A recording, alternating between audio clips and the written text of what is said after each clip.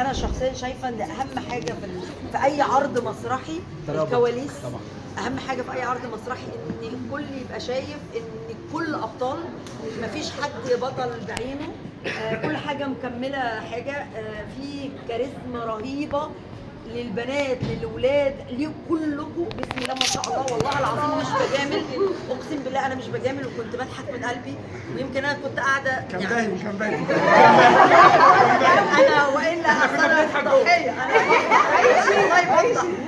احنا سامعين الكواليس بالعكس احنا مبسوطين بده. ايوه والله العظيم والله مبسوطين قوي. جميله جدا. وقد ايه انا حسيت ان انا كاني حقيقي والله العظيم، يعني زي ما بيقولوا ايه، رجعتوني كده للشباب. بس لا خلاص بقى هو يعني اللي جاي ليكم ان شاء الله والله العظيم. وكمان حسيت ان انا كاني في، يعني اسمح لي طبعا، كاني في اكاديميه الفنون. وبتفرج على يعني انتوا طبعا انتوا بسم الله ما شاء الله محترفين وكل حاجه، بس حسيت ان زمايلي، يعني حسيت ان رامز مش عارف والله العظيم انا فعلا حسيت ان انا في الاكاديميه. حسيت ان الاساتذه موجودين بسم الله ما شاء الله اخراجيا على مستوى التاليف. مسيتوا كل حته فينا وقلتوا كل حاجه جوانا، كل حاجه اتجمعت.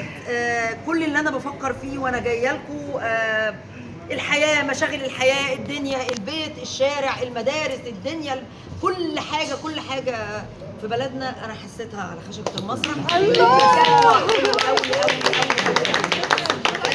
والله العظيم مبسوطه قوي قوي. وعلى فكره ما شبعتش والله العظيم. احنا عندنا اجتماع والله العظيم انا هتجنن قاعده عماله اقول حتى الاستاذ ايهاب مخرجنا العظيم عشان تلحقي تشبعي شويه.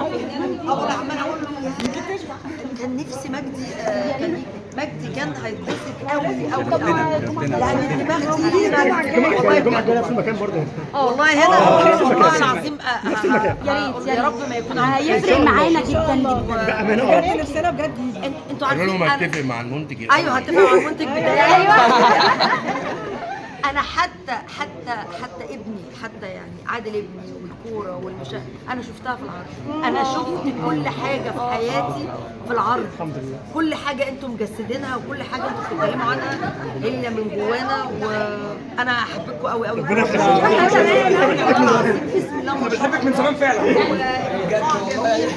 اللقاء حلو قوي والحاله حلوه قوي.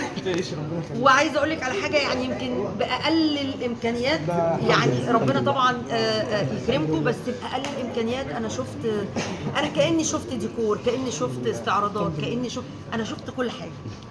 ميرسي ليك قوي.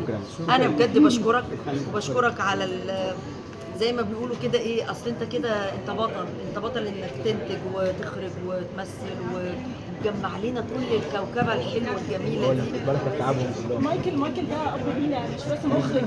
ده حقيقي. لا هو ما شاء الله. انا شفت فيك بجد، شفت فيك اساتذه ليا في المعهد، شفت فيك فنانين زمايلنا، شفت فيك روح حلوه قوي، شفت روح الاب اللي مجمعه شباب زي الورد.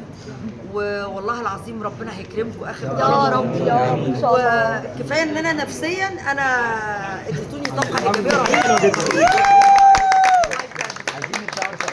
ده لازم ده لازم تبعتوا لي.